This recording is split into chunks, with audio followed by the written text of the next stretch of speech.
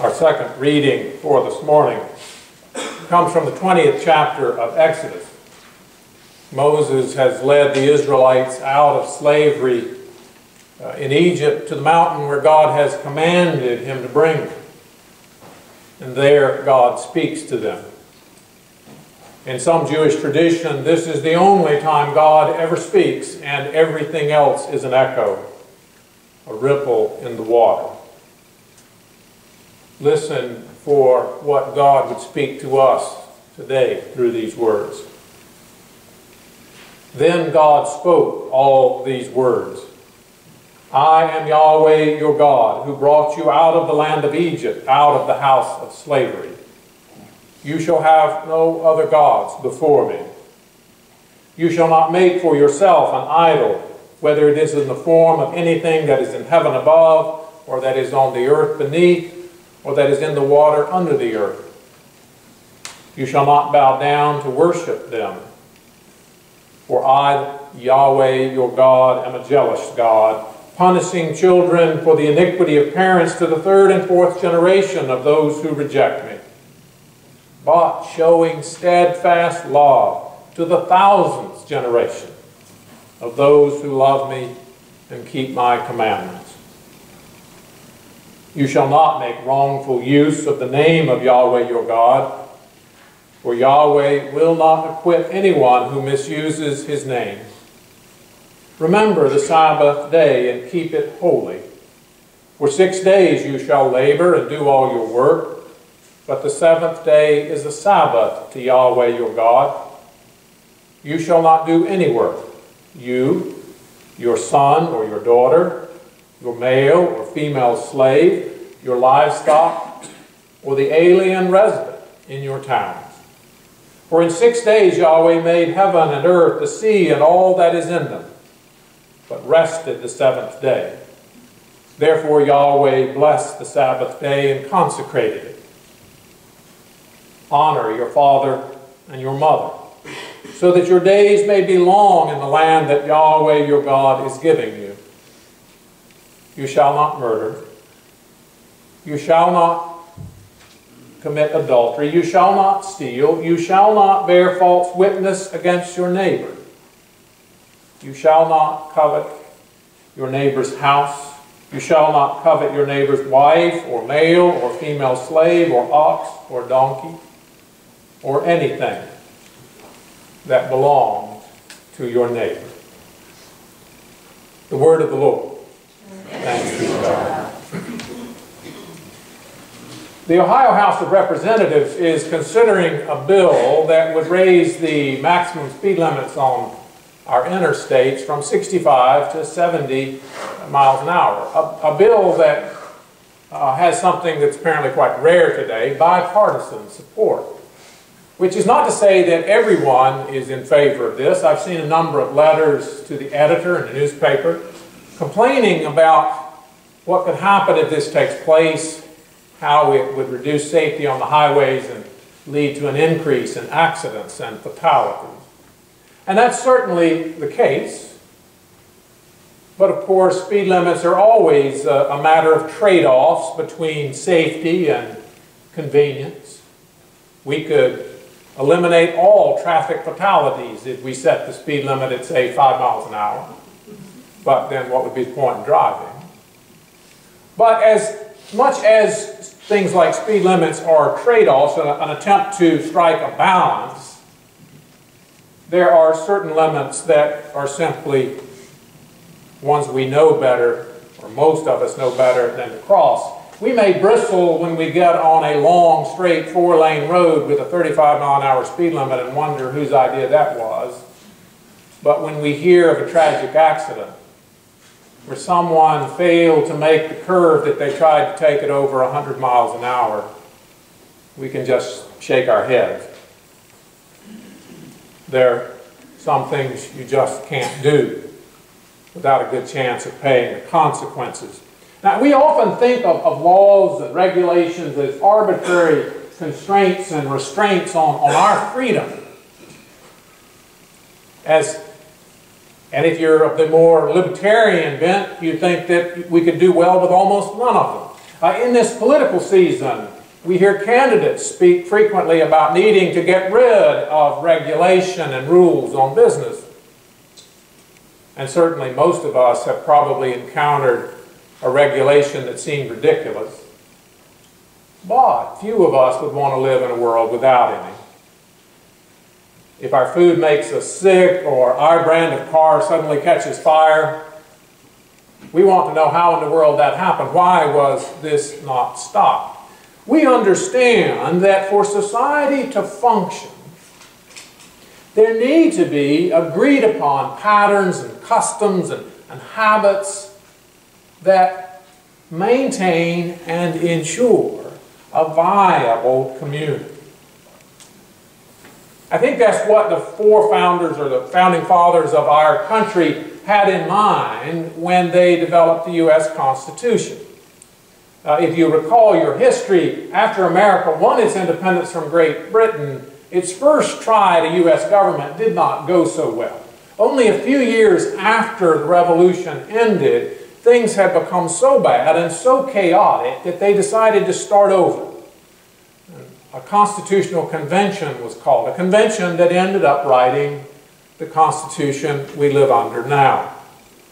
Now, this Constitution was an attempt to give shape and form to ideals that had led to the creation of the United States. It's not so much a collection of rules and regulations as it is a framework, a foundation, something meant to create and support and sustain a good and just society, a good and just community.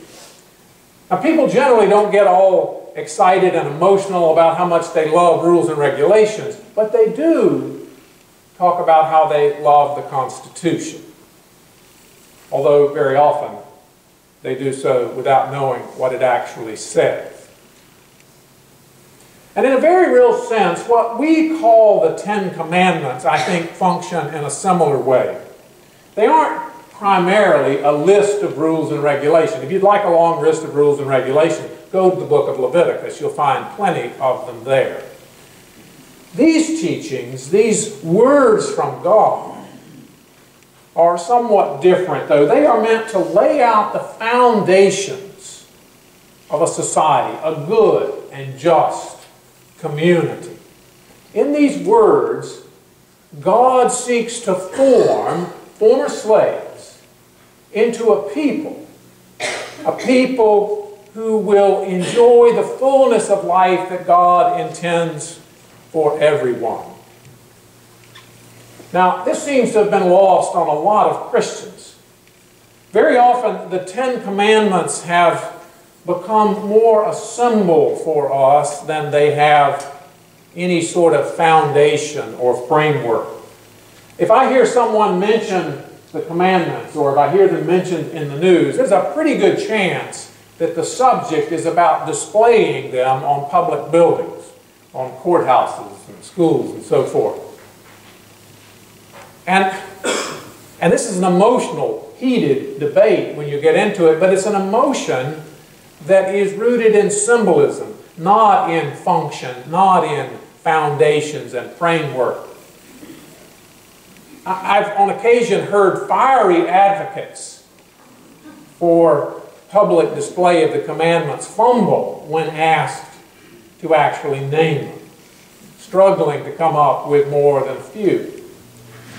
And while some of the proponents of public display argue that these are the basis of our civil law, well, even a cursory reading of these commandments will show how few of them actually make the jump from the Bible to the civil law. The psalm that we heard this morning says, "The law of Yahweh is perfect, reviving the soul, rejoicing the heart." Not the sort of language normally used for rules and regulations. And while the Ten Commandments are certainly meant to be followed, I want to suggest that what is going on here is God is imagining a a very different sort of world than the one that most of us live in. A very different world that actually does restore the soul and rejoice the heart. God is imagining a whole new kind of community, one radically different from that the Israelites knew, one radically different from the world you and I live in today. Remember the Sabbath day and keep it holy. That is different, set apart. 6 days you shall labor and do all your work. But the seventh day is a Sabbath to Yahweh your God. You shall not do any work. You or your sons or your daughters, your male or your female slaves, your livestock, or the alien resident in your towns. It doesn't say anything about worship or going to church. What it speaks is of rest. And this rest is for everyone. It doesn't matter your nationality or your faith. It is even for animals. This is nothing like the world we live in. Our world is a world of anxious activity, and most of us know little of true rest. Our culture is on a constant and endless quest for more and better productivity and efficiency. We honor people who work hard, who work long hours, who go into the office on the weekends. I've heard successful people speak of how little sleep they need so that they can be working constantly. Yet this world God imagines is a world with the rhythm of rest, of stop, of true recreation. This was a remarkably radical idea in the Israelites' day, a day before there was such thing as a weekend. But it is just as radical a notion in our day, in our 24/7 world. You shall not make wrongful use of the name of Yahweh your God, for Yahweh will not acquit anyone who misuses his name. Now, if that one sounds a little odd to you, it may be because this one has been generally learned as that you shall not take the Lord's name in vain. And that has been further trivialized into no swearing. But these words, these teachings of God here, imagine a world where religion does not seek to enlist God in its causes and agendas. A world where politicians do not invoke their faith to win election or to get a bill they like passed. But we struggle to imagine such a world. Maybe that's why we changed this one to no swearing.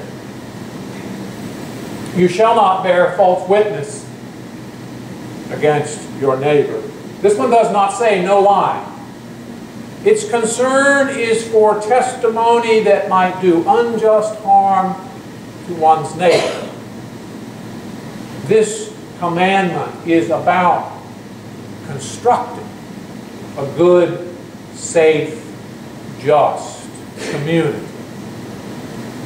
Taken all together, these 10 words, these 10 commandments, imagine a world that Jesus sums up this way. You shall love the Lord your God with all your heart and with all your mind and with all your soul and with all your strength. And you shall love your neighbor as yourself. Jesus refers to this world of God's imagination as the kingdom of God, a new day where God's will is done on earth, even as it is in heaven now. A new day that Jesus says has drawn near and that we are invited to be a part of.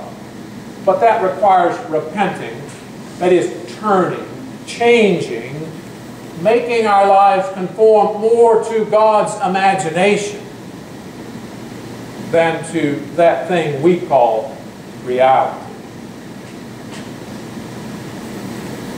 Writer Henry Miller once said, "Imagination is the voice of daring.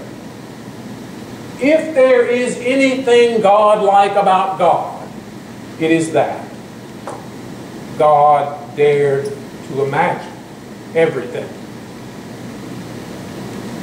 And I would add to that, if we would become more Christ-like, we must dare to imagine with God. Jesus invites us to become a part of the new thing that God imagines.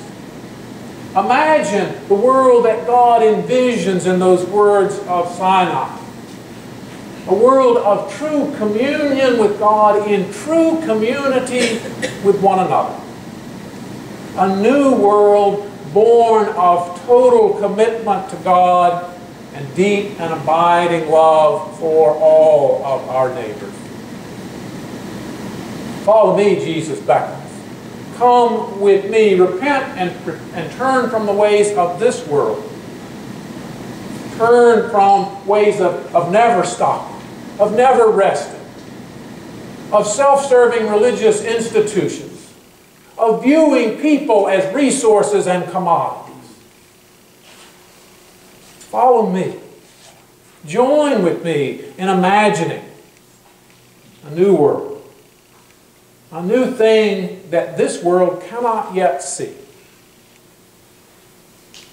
Come with me and help me live into it, and show it, and share it with the world. All praise and glory to the one who comes to show us God's new world, God's kingdom. Thanks be to God.